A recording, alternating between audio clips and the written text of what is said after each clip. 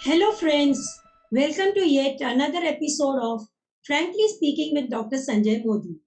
This is an initiative by Definitive Homeopathy to address to all your queries pertaining to homeopathy, its principles, and practice.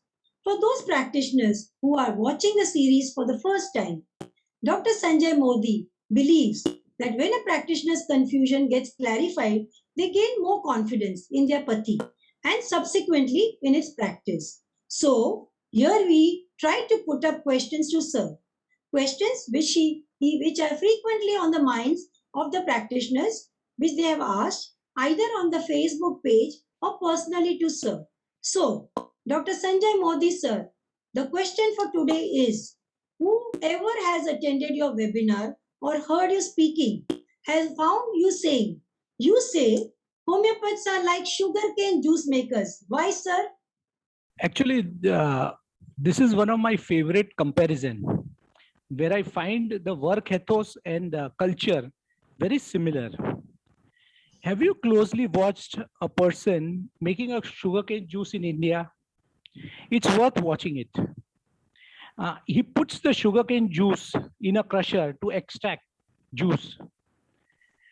When it comes out from the other end, he makes it twofold and puts it back again into the crusher to extract more juice. Then he repeats the process fourfold, eightfold, 16-fold, 32-fold, and it goes on till it is broken down into pieces. And that also doesn't satisfy him, so he increases the crusher's gap, and he puts in some pieces of lemon and is happy to extract a few more drops. Homeopaths, I feel, do the same when they are taking a case.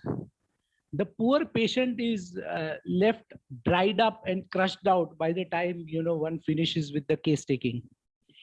In fact, the process is correctly called as case taking because in taking, there is a struggle between the giver and the taker.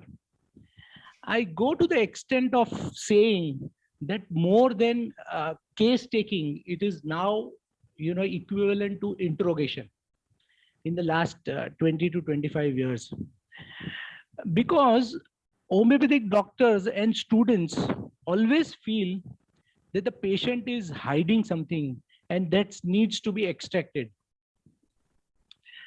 If you look at the case presentations in homeopathy, you see that more than a medical case record discussions, it looks like a storytelling sessions to me.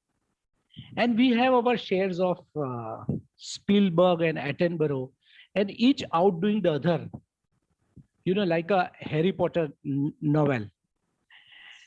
Taking mind or mental symptoms to me is like taking a surgery. It's a serious affair.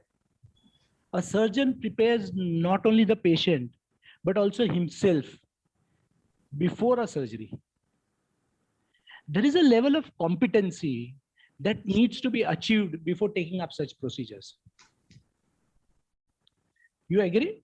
There are pre-op, post-op cares that are, to be taken for preventing complications. Care is also taken to open up the patient in an aseptic precautions. And after the surgery, care is taken not to leave the patient open, but to suture back to a near original condition. So healing takes place. Do we take all these steps and precautions before we embark on the journey to exploring patients' mental makeup and life space? We leave them more vulnerable after we have scratched and opened up their old wounds. I find the patient is left all sensitive and painful of past memories. And this is what we call case taking. So you'd ask me then what it should be like, because that is what has been a standard procedure we have all have been following. It's like an SOP. If you ask me, the process of interviewing should be what I call case receiving. Now, case taking is completely different from case receiving. In case receiving, you have to be receptive. and be passive to whatever the patient feels appropriate and comfortable of giving. You are no one to choose what you want. That which is essential in prescribing will always be made available to you, is what I have seen when you are in a process of case receiving. So when I compare,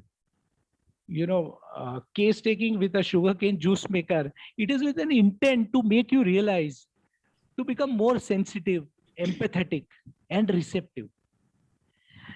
I hope you realize the delicacy of rapport building. Thank you so much. God bless you. Thank you, Dr. Sanjay Modi, sir, for answering the question so clearly and vividly. I believe the question is generally on the mind of every person who practices homeopathy.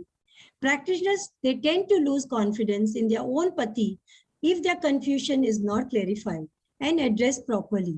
Sir, your answer will help me as well as all the practitioners who are following you that homeopathy is completely scientific and we should conduct our practice with utmost confidence. Friends, for more videos like this, please visit our Facebook page on Definitive Homeopathy. We encourage you to post all your concerns and questions which have troubled you or caused difficulties for you in your practice. Dr. Sanjay Modi, sir, will try to address your question in our next episode of Frankly Speaking with Dr. Sanjay Modi. Thank you.